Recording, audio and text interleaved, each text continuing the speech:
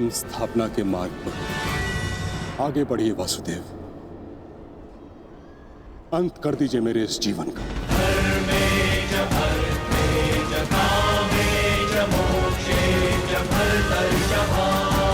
मैं स्वयं को आपको समर्पित करता हूं।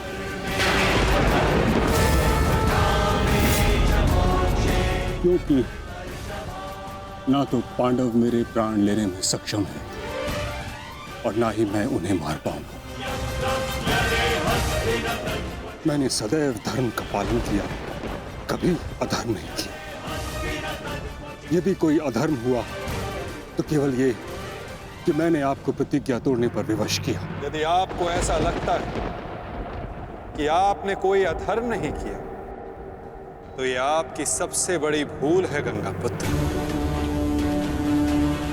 अवश्य आपने सदैव धर्म का पालन किया गंगापुत्र, किंतु केवल अपने लिए, अपने वचनों के लिए।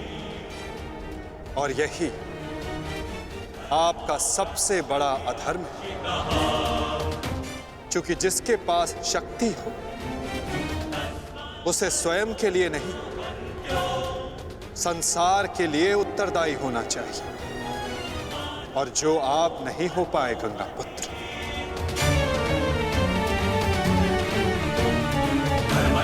और आपका तथाकथित धर्म ही आपका अज्ञान, आपका सबसे बड़ा शत्रु और अधर्म बन गया।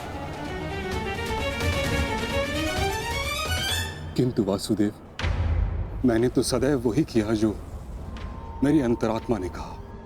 तो क्या इस धर्म युद्ध में अधर्म के पक्ष से लड़ने की अनुमति भी आपको आपकी अंतरात्मा ने दी गंगापुत्र? भरी सभा में द्यूत में होते छल को देख मौन रहने की अनुमति क्या आपको आपकी अंतरात्मा ने दी थी गंगापुत्र? कुल वधू का वस्त्र हरण होते समय शस्त्र उठाने के लिए क्या आपको आपकी अंतरात्मा ने रोका था गंगापुत्र? हस्तिनापुर की सुरक्षा के लिए आपने इतिहास की सबसे भीषण प्रतिज्ञा ली गंगापुत्र, परंतु आप हस्तिनापुर का अर्थ ही अनुचित समझ बैठे। आपने सिंहासन को हस्तिनापुर समझ लिया। और देखिए, उसी भूल का, उसी अधर्म का परिणाम है ये महाविनाश गंगापुत्र। आपने हस्तिनापुर के सिंहासन का त्याग नहीं, आपने संसार के प्रति अपने कर्तव्यों का त्याग किया था गंगापुत्र। और यही आपका सबसे बड़ा अधर्म था।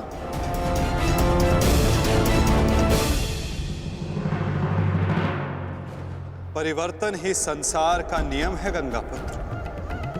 और संसार के कल्याण और उत्थान के लिए ऋतुएं भी स्वयं को परिवर्तित करती हैं, परंतु आपने परिवर्तन को नहीं स्वीकारा।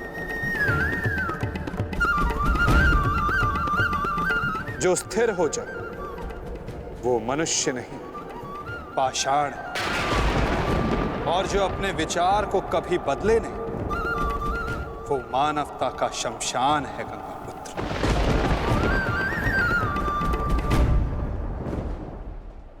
अपने कर्म के प्रति सजग ना रहना सबसे बड़ा अधर्म होता जो आपने किया गंगापुत्र।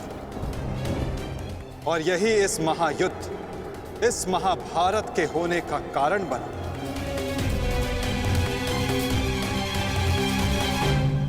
प्रभु, मेरा मार्ग दर्शन कीजिए।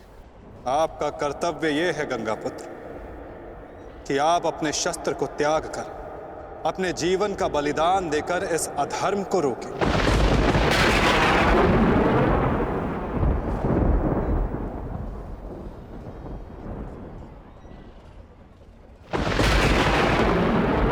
ठीक कहा वासुदेव। कदाचित मेरा अंत ही इस समस्या का समाधान है। आज जबकि मुझे अपनी भूल का भान हो गया है,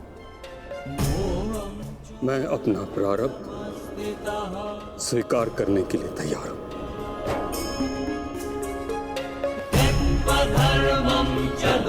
चक्र का संधान कीजिए वासुदेव, और मुझे मृत्यु का सौभाग्य देने की कृपा कीजिए।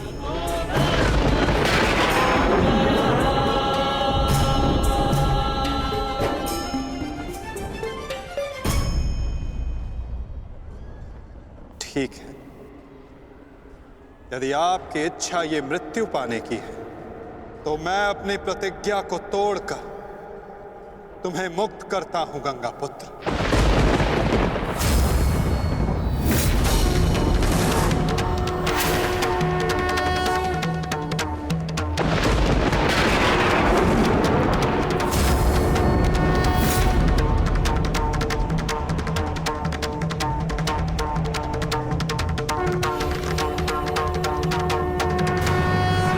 नहीं माधव, आपने इस धर्म युद्ध का बीड़ा उठाया है, वचन तोड़कर उसे कलंकित मत कीजिए। मैं नहीं चाहता कि आप पर कोई उंगली उठे। नहीं पार्थ, मेरी प्रतिज्ञा टूटने की अपेक्षा से अधिक महत्वपूर्ण धर्म की स्थापना है।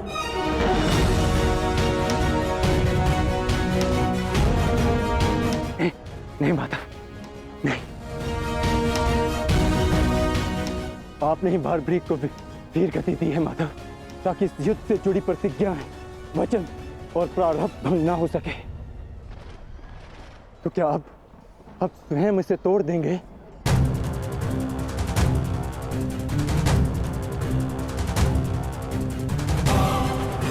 आप मुझे एक अवसर और दीजिए माधव, मैं अपने संपूर्ण मनोबल और कौशल से यह युद्ध करूंगा। जब तक मेरे शरीर में रक्त की एक बूंद भी बहेगी, मैं अपने मन में भावनाओं को नहीं बहने दूंगा माधव।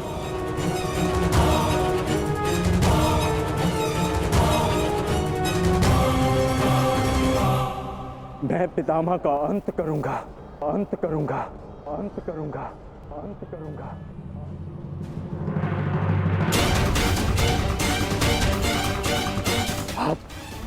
आप ये चक्र छोड़ दीजिए माधव, आप ये चक्र छोड़ दीजिए।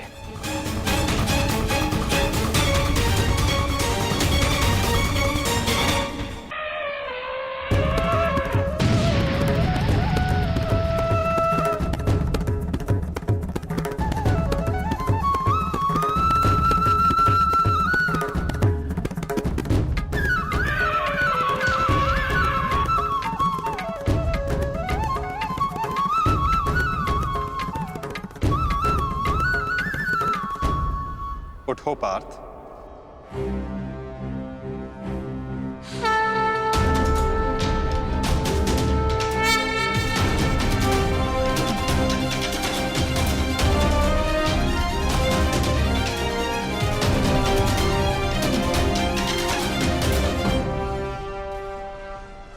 आपके हाथों मोक्ष पाना कदाचित मेरे भाग्य में नहीं वासुदेव।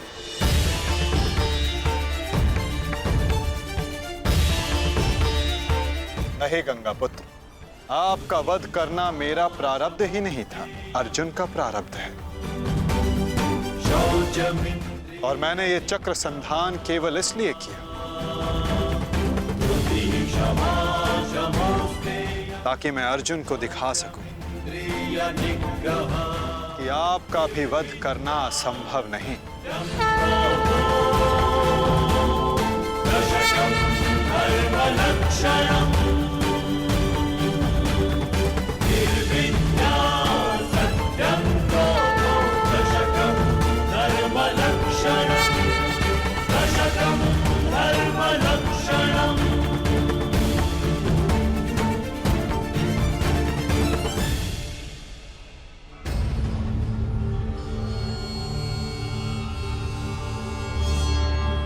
आओ पार्थ।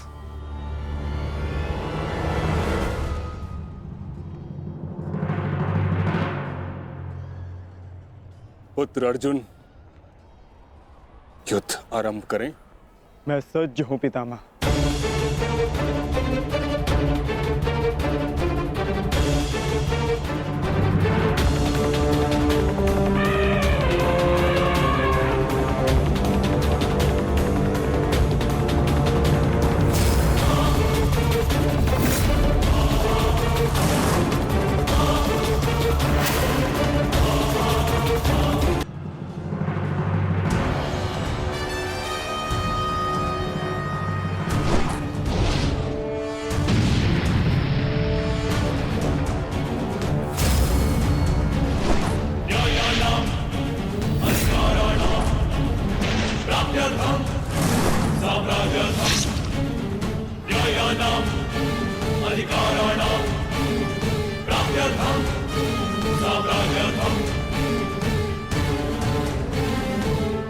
अद्भुत। पुत्र अर्जुन, कर्म पथ पर तुम्हें भावनाओं से ऊपर उठते हुए देख प्रसन्नता हुई।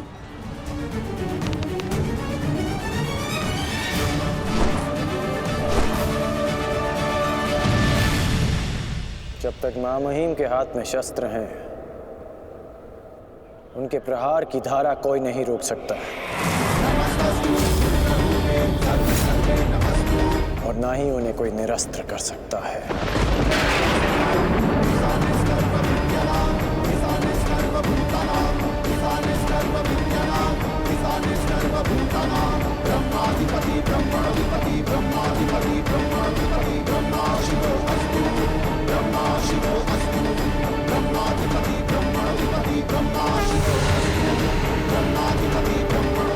तुम्हारी तपस्या सफल हो गई बालिका।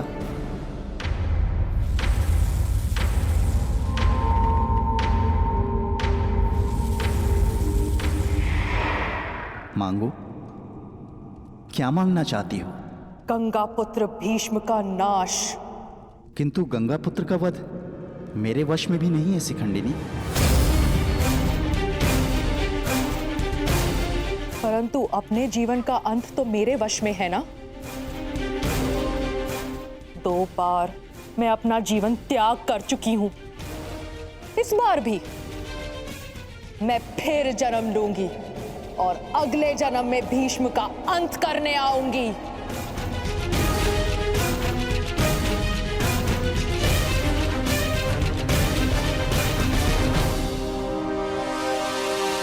रुको बालिका,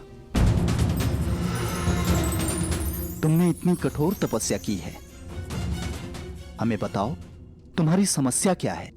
समस्या ये है यक्षराज कि मैं भीष्म का वध अपने हाथों से करना चाहती हूँ, किंतु मैं स्त्री हूं, इसलिए उस पाखंडी ने मुझे युद्ध में सम्मिलित होने से रोक दिया।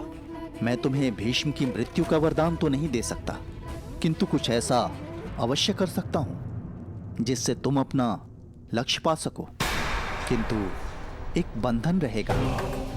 मेरे लिए केवल भीष्म की मृत्यु महत्व रखती है और कुछ नहीं।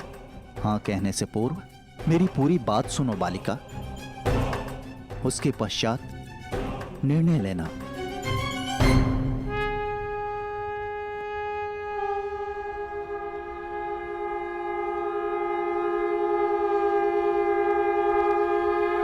पुत्र अर्जुन, आज तुम कुशलता पूर्वक लड़े, परंतु मेरे वध के लिए यह पर्याप्त नहीं। हाँ, क्योंकि महामहिम के पास तुम सबके नाश के लिए पर्याप्त अस्त्र है धनुर्धारी अर्जुन।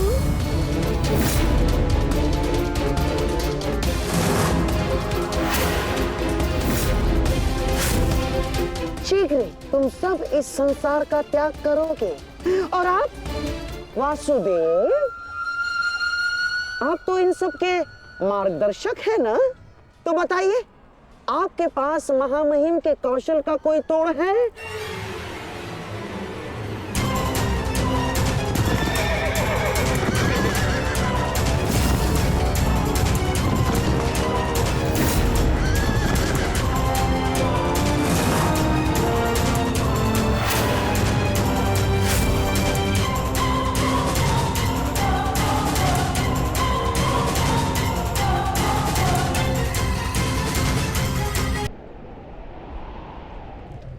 आज मैंने पूरे सामर्थ्य से पितामह का सामना किया, परंतु उन्हें परास्त करने में असफल रहा।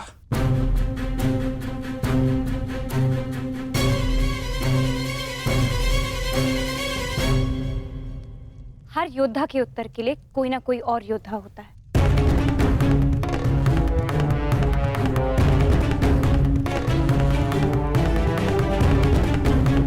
केशव, आप ही तो कहते हैं ना कि कभी कभी भाग्य स्वयं चलकर हमारे पास आता है, किंतु शिखंडिनी अब तक क्यों नहीं आई? उसे इतना समय क्यों लग रहा है केशव?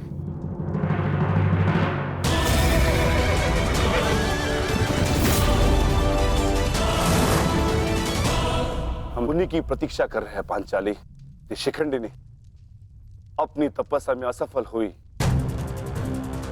तो पितामह हमारी सेना का अंत कर देंगे और हमारे पास केवल और केवल 2 अक्षणीय सेना शेष है। अरे तो क्या करें? कुछ तो करना ही होगा, अन्यथा हम इस युद्ध में पराजित हो जाएंगे।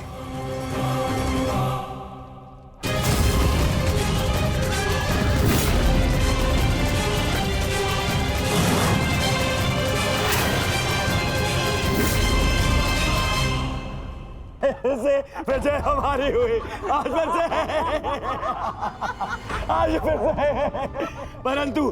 परंतु सबसे अधिक प्रसन्नता मुझे तब होती है जब वो धनुर्धारी अर्जुन के मुख पर मैं भय देखता हूँ। केवल 2 अक्षुणी सेना शेष बची है उन पांडवों के पास और शीघ्र ही वो 2 अक्षुणी सेना भी समाप्त हो जाएगी। अंत हो जाएगा उनकी सेना का और उन पांडवों का। अवश्य अंत होगा, नाश होगा, क्यों नहीं होगा? परंतु खेद है अंगराज, आप इस युद्ध में लड़ नहीं पाएंगे क्योंकि महामहिम जिस वेग से पांडवों की सेना को नष्ट कर रहे हैं उससे तो ऐसा प्रतीत होता है कि यह युद्ध कल ही समाप्त हो जाएगा। गांधार नरेश, युद्ध अभी तक समाप्त नहीं हुआ है। मैंने आप सबसे पहले भी कहा था कि विजय से पूर्व उत्सव मनाना उचित नहीं है।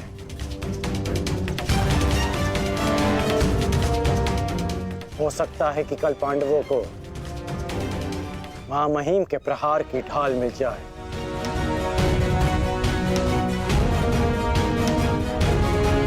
इस युद्ध में कुछ भी संभव है।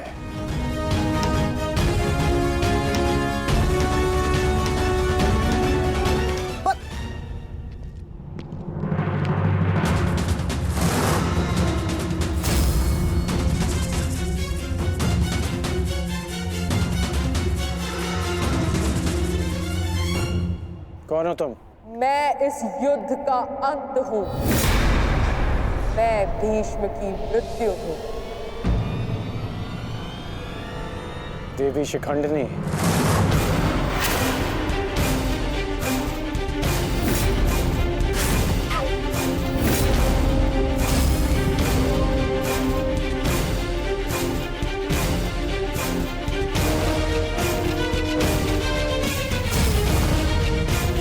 देवी नहीं देव, स्त्री नहीं पुरुष, शिखंडिनी नहीं।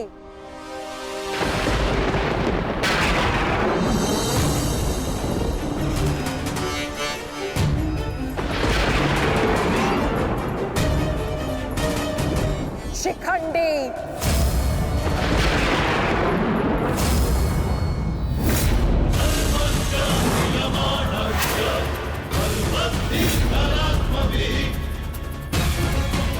ये मैं हूं और कल मेरे उस वचन की पूर्ति होगी जो मैंने पांचाल युद्ध में तुम्हें दिया था अंगराज। एक दिन ऐसा आएगा अंगराज जब भीष्म मेरे सामने खड़ा होगा और वहां ना तुम उसकी रक्षा कर सकोगे ना तुम्हारा ब्रह्मास्त्र। स्मरण रखना, एक महायुद्ध होगा, महाविनाश होगा और उस विनाश को तुम भी नहीं रोक पाओगे।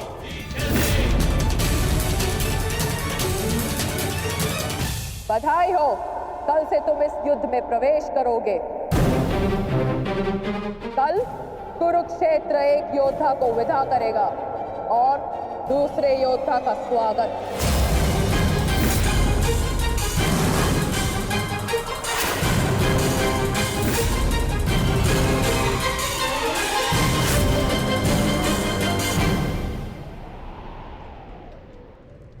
जो भी होता है केवल समय के अनुसार होता है और उचित समय आने को है।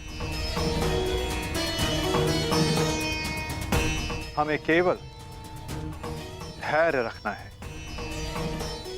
जब तक उचित समय नहीं आ जाता। शिखंडिनी कुरुक्षेत्र पहुंच चुकी है।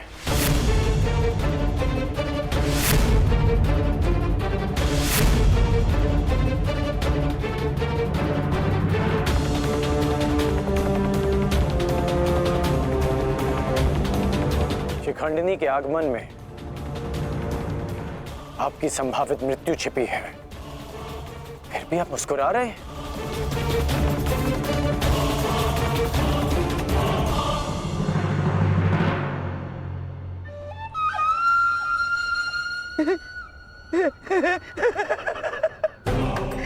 अब समझ आया महामहिम कि आप मुस्कुरा क्यों रहे हैं। युद्ध के नियमानुसार शिखंडिनी युद्ध में भाग ले ही नहीं सकती, क्योंकि वो एक स्त्री है। नहीं, वो स्त्री नहीं पुरुष है। शिखंडिनी नहीं, शिखंडी है। वो स्त्री से पुरुष में परिवर्तित हो चुकी है और कल वो युद्ध में प्रस्तुत होगा और उसका एक ही उद्देश्य है, महामहिम का वध।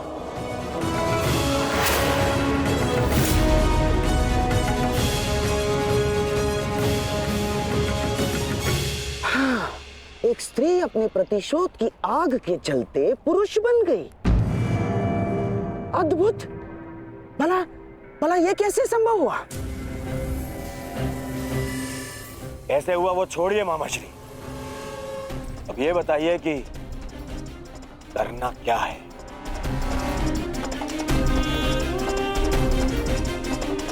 चिंता ना करो मेरे होने वाले सम्राट। तुम्हारा ये मामा इसका भी कोई ना कोई उपाय अवश्य ढूंढ लेगा।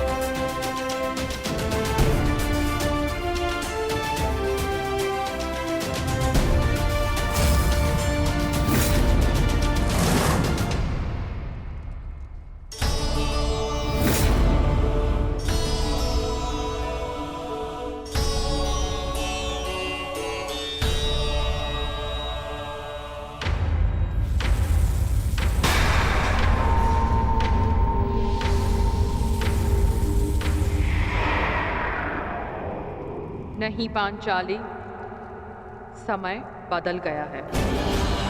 तुम्हारे समक्ष शिखंडिनी नहीं, शिखंडी है। एक पुरुष, एक पुरुष, एक पुरुष।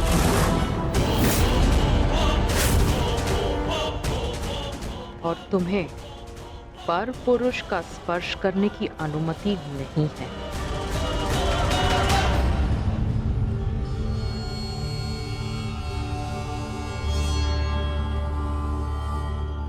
जब हमें सबसे अधिक आपकी आवश्यकता है, आप हमारे समक्ष प्रस्तुत हैं।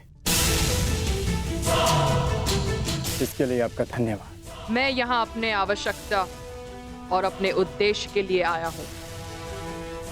आवश्यकता मुझे आप सबकी पड़ेगी, क्योंकि भीष्म का अंत निश्चित है।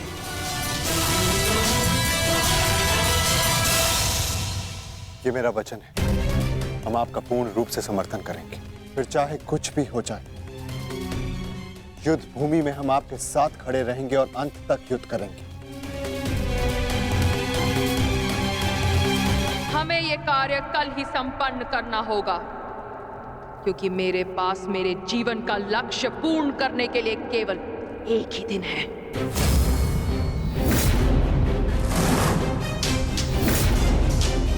केवल एक दिन? परंतु क्यों? तुम्हारी समस्या ये है कि तुम एक स्त्री हो, जिस कारण तुम भीष्म से द्वंद्व नहीं कर सकती। मैं तुम्हें पुरुष बनने का वरदान देता हूं, ताकि तुम भीष्म को परास्त कर सको। किंतु स्मरण रहे कि ये वरदान केवल 8 प्रहर अर्थात एक दिन के लिए रहेगा। हमारे शत्रुओं को इसका भान नहीं होना चाहिए कि शिखंडिनी केवल एक दिन के लिए पुरुष है।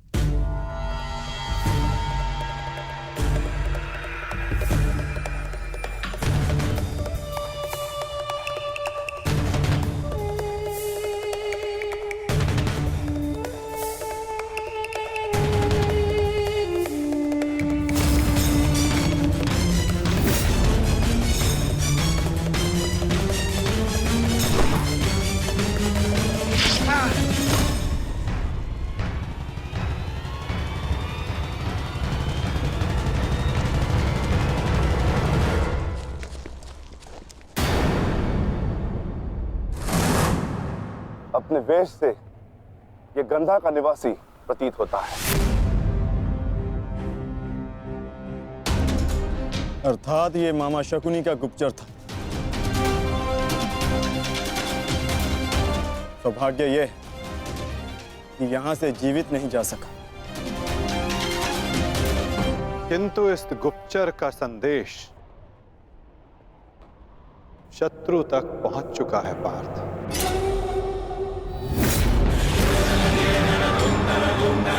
केवल 8 प्रहर, केवल 8। उसके पश्चात ना उस शिखंडी का कोई अस्तित्व रहेगा और ना ही भीष्म पितामह कोई संकट होगा।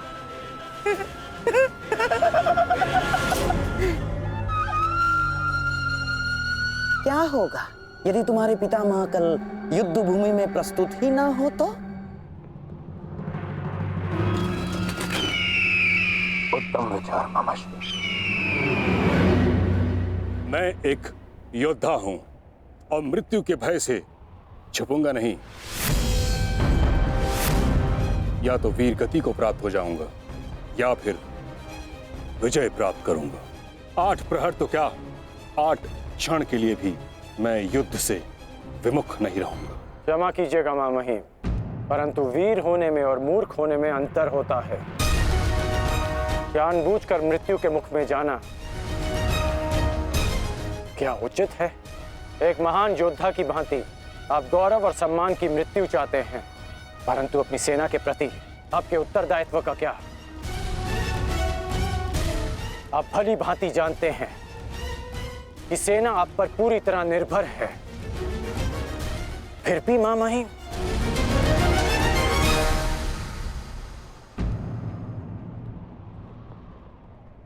अंगराज ठीक कह रहे हैं पितामह।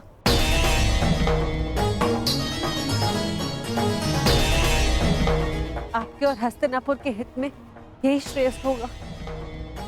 भला आप युद्ध में सम्मिलित ना हो। कुंती पुत्री, ये जानते हुए भी कि तुम हस्तिनापुर में अपने शत्रुओं से घिरी हुई हो, तुमने यहां रहने का निर्णय क्यों लिया?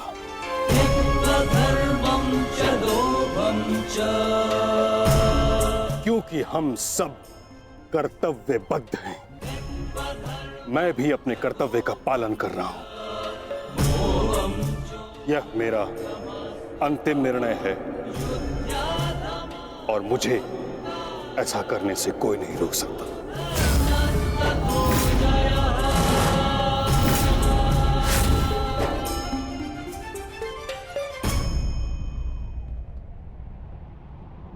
मित्र, चाहे कुछ भी हो जाए, कल तुम्हें पितामह की रक्षा करनी होगी। हम अवश्य पितामह की रक्षा करेंगे, किंतु इससे पूर्व ये अधिक महत्वपूर्ण है अंगराज, हमारी समस्या का अंत होना। हमें समय मिलते ही शिखंडी का वध करना होगा। उसके पश्चात हमें इस युद्ध में विजय पाने से कोई नहीं रोक सकता।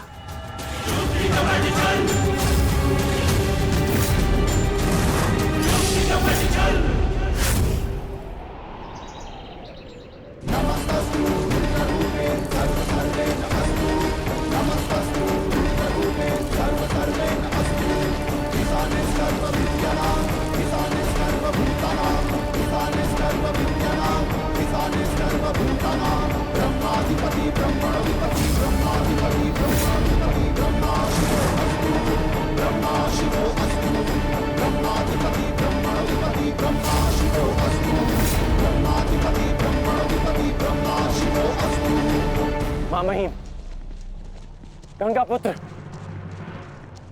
आप ऐसा क्यों कर रहे हैं? मैं केवल अपने धर्म का पालन कर रहा हूं। मैंने सदैव यही किया है।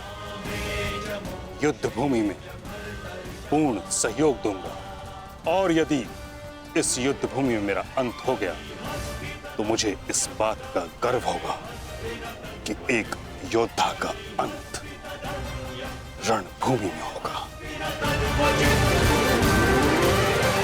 मैं आपसे विनती करता हूं, रुक जाइए। ऐसा मत कीजिए मां महिम, आप इसका परिणाम जानते हैं। रुक जाइए मां महिम। आपको वचन देने के कारण मैं 9 दिनों तक रणभूमि से दूर रहा, क्योंकि मुझे लगता था कि आप जो भी निर्णय लेंगे वो हस्तिनापुर और हमारी सेना के हित में होगा। विश्वास था कि आपके होते हुए हम ये युद्ध नहीं हार सकते। फिर क्यों आप ऐसा कर रहे हैं? एक कौरव भरे अंत के लिए आप पूरी कौरव सेना का संहार नहीं कर सकते। क्या इसलिए आपने सूत पुत्र को युद्ध भूमि से दूर रखा? यदि तुम्हें ऐसा लगता है तो ठीक है। सूत पुत्र कर्ण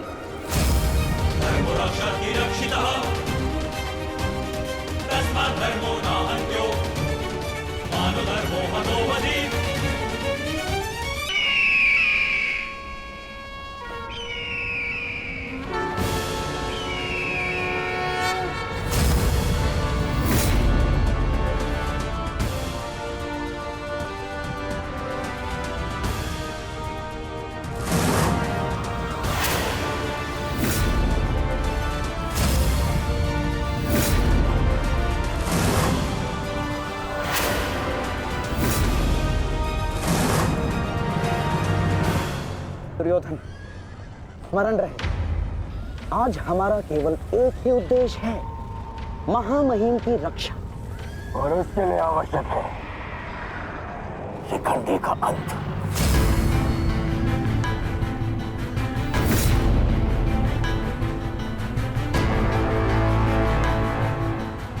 आज मैं शिखंडिनी का कवच बनकर उनकी रक्षा करूंगा। चाहे कुछ भी हो जाए, हमें शिखंडिनी को पितामह तक पहुंचाना ही होगा। स्मरण रखना पार्थ, किसी के जीवन का उद्देश्य पूर्ण करने में उसकी सहायता करने से अधिक पुण्य और आनंद किसी और कार्य में नहीं आता। और मुझे पूर्ण विश्वास है कि तुम पूर्ण रूप से अपना कार्य पूरा करोगे पार्थ।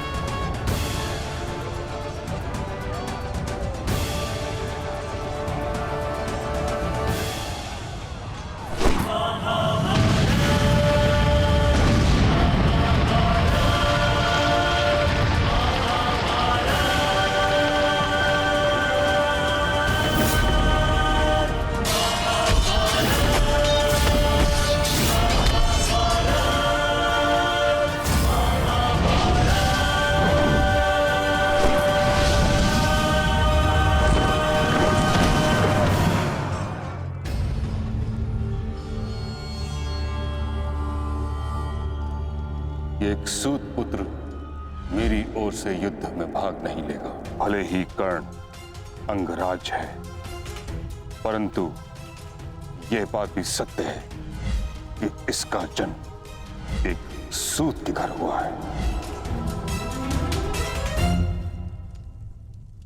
पुत्र,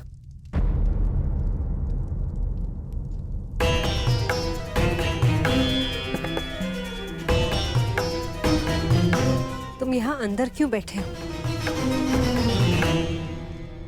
क्योंकि अभी भी मैं महामहिम के आदेश का पालन कर रहा हूँ। एक सूत पुत्र होने का मूल्य चुका रहा हूँ।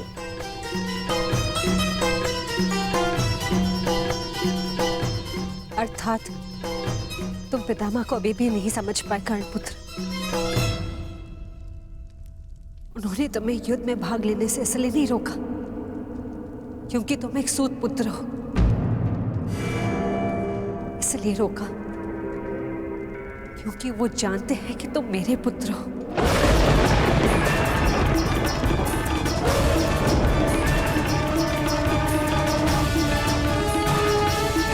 एक भाई एक दूसरे से द्वंद्व ना करें, एक दूसरे का रक्त ना बहे, इसलिए उन्होंने तुम्हें यही रहने का आदेश दिया।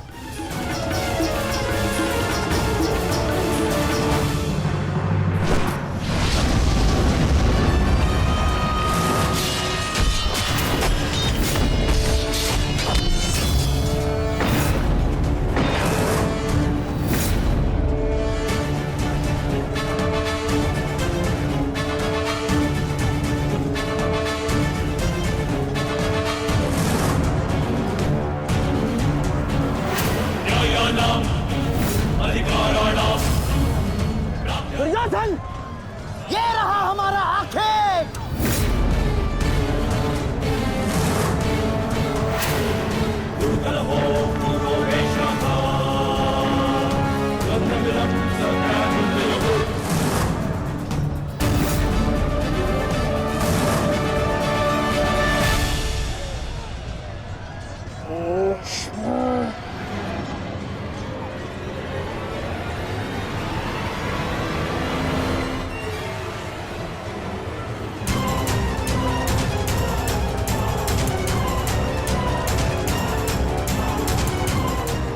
शिखंडी,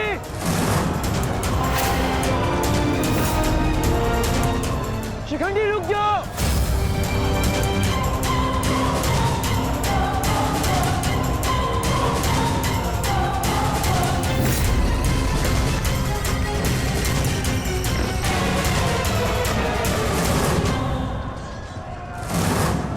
देश, तुम्हारा समय पूर्ण हुआ।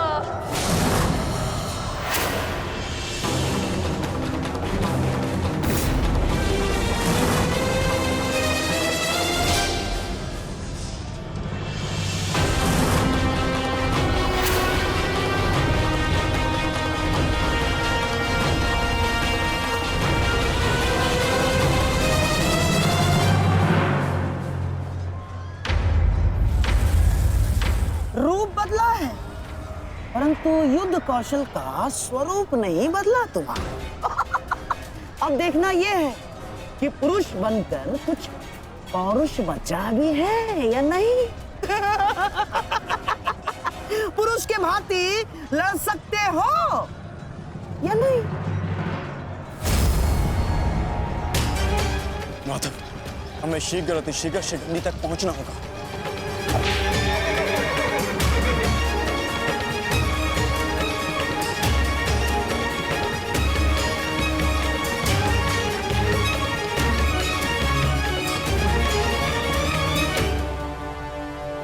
इस समय युद्ध भूमि में क्या हो रहा है संजय? क्या शिखंडी ताक्षी तक पहुंच गया है? नहीं महाराज, वो अभी तक कौरव महारथियों के मध्य में फंसा हुआ है।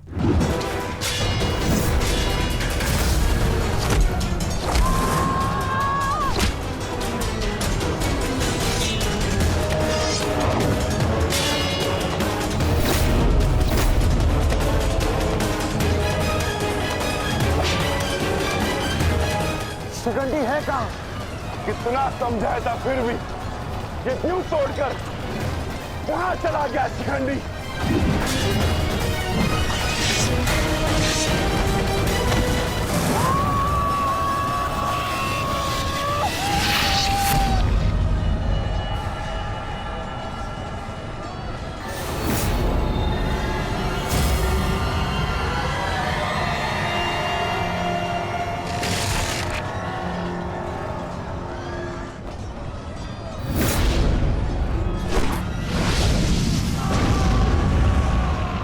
अतिशीघ्र पितामह तक पहुंचना होगा।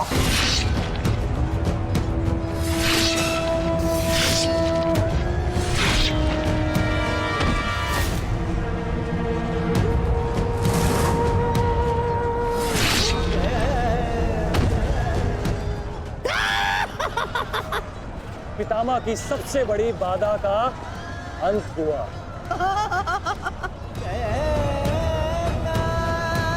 शिखंडी, अब तुम अपना उद्देश्य अगले जन्म में पूर्ण करना।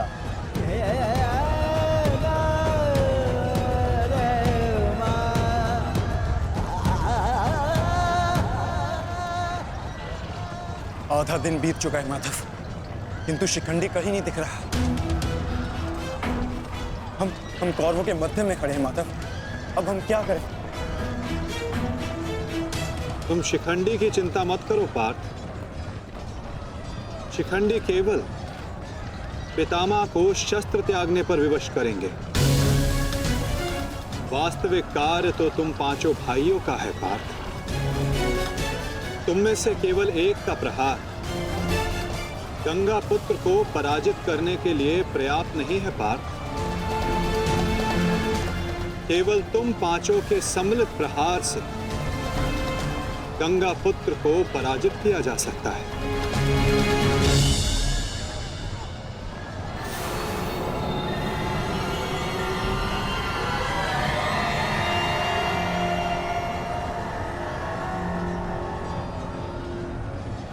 आओ पुत्रों,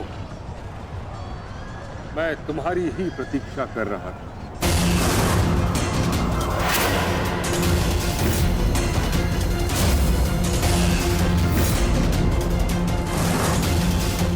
मेरा सम्मान करते हो, परंतु शत्रु पर प्रहार करना तुम्हारा कर्तव्य है, ये मत भूलना।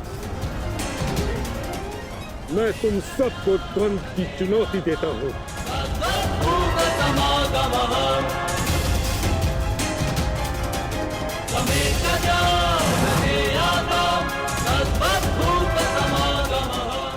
तुम पांचों मिलकर मेरा अंत कर सकते हो।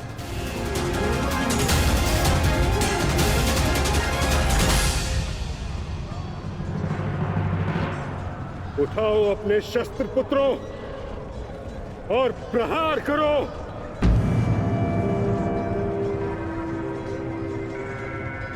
यह तुम्हारे पितामह का आदेश है।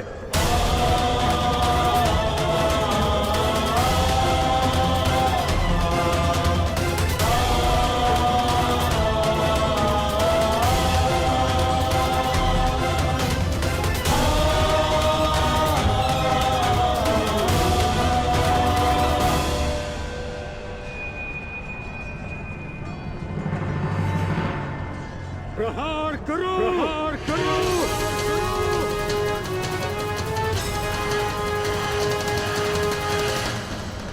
सैव धर्मः सोधर्मः देशकाले प्रतिष्ठितः अनानः हिंसा धर्मो रामस्तिकः स्थितः अनानः हिंसा धर्मो रामस्तिकः स्थितः।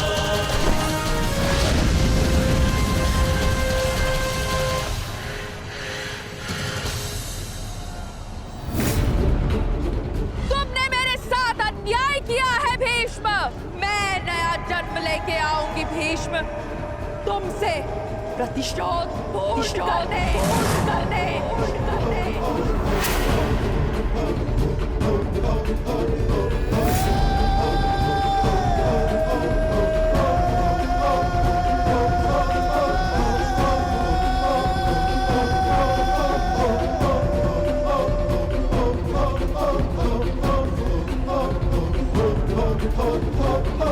भीष्म की मृत्यु से पहले मैं खुद की मृत्यु को हावी नहीं होने दे सकता। अपने जीवन का उद्देश्य पूर्ण करे बिना मैं इस दुनिया से नहीं जा सकता। भीष्म का अंत निश्चित है।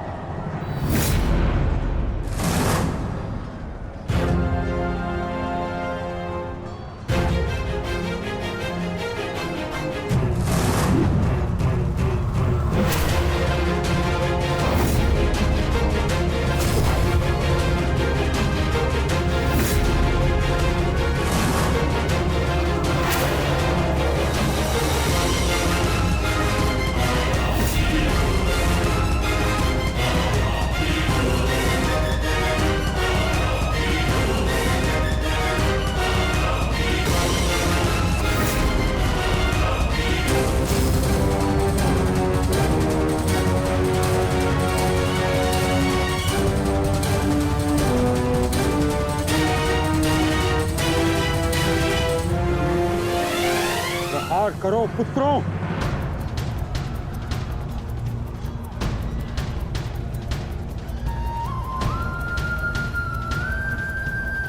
भीम पुत्र, मेरे साथ द्वंद्व करो। इसके बाद तुम्हें मुझसे द्वंद्व करने का अवसर नहीं मिलेगा।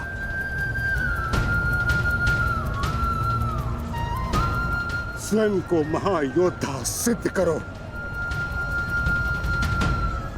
मैं उन पे प्रहार कैसे कर सकता हूं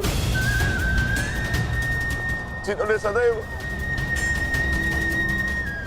मुझे सीख दी है? नहीं पितामह, ऐसा कदापि नहीं कर सकता। आज मैं ही तुम्हें धर्म के लिए मुझ पर प्रहार करने की अनुमति देता हूं।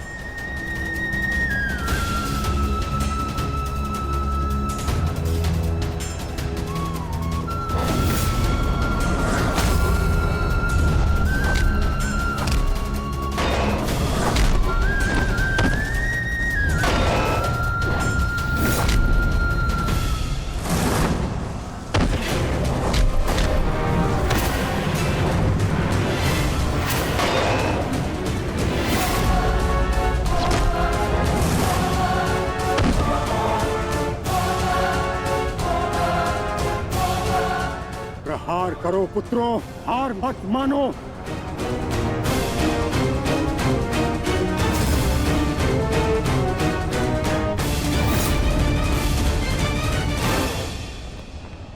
पुत्र अर्जुन, अपना गांडीव उठाओ, प्रहार करो।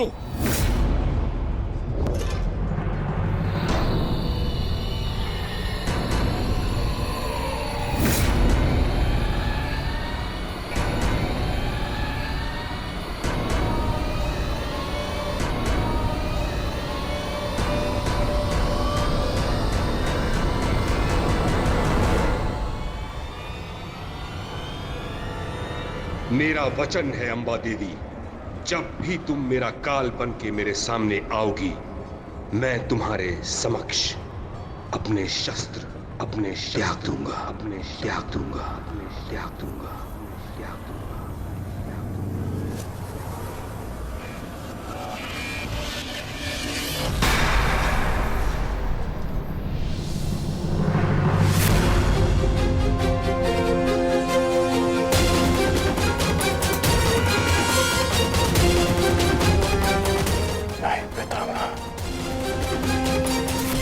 ऐसा नहीं कर सकते।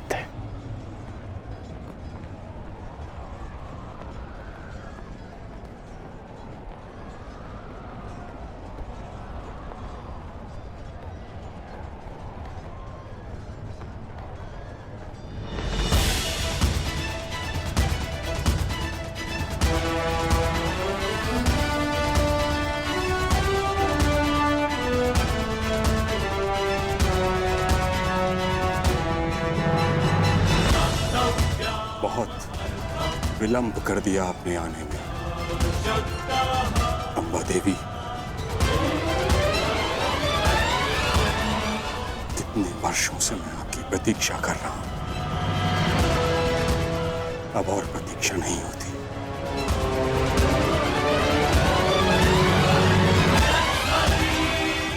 मुक्त कर दीजिए मुझे इस जीवन से।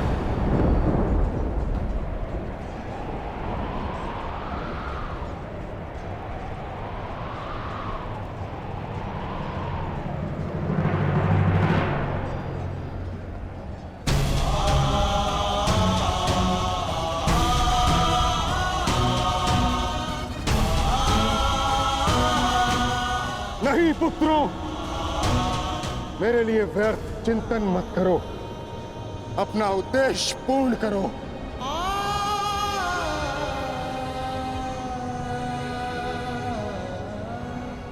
कर्म करो, प्रहार करो।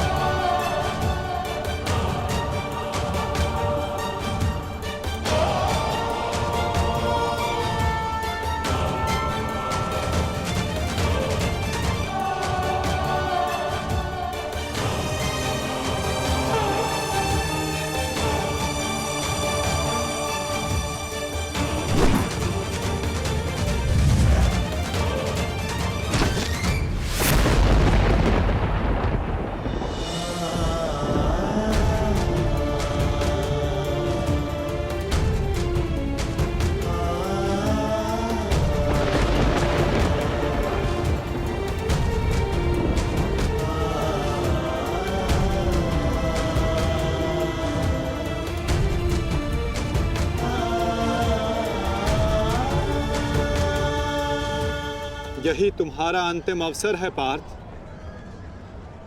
पितामह को इस पीड़ा से मुक्त करो पार्थ।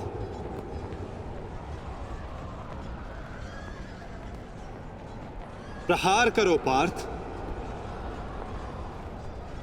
मुझे मुक्ति दो पुत्रों।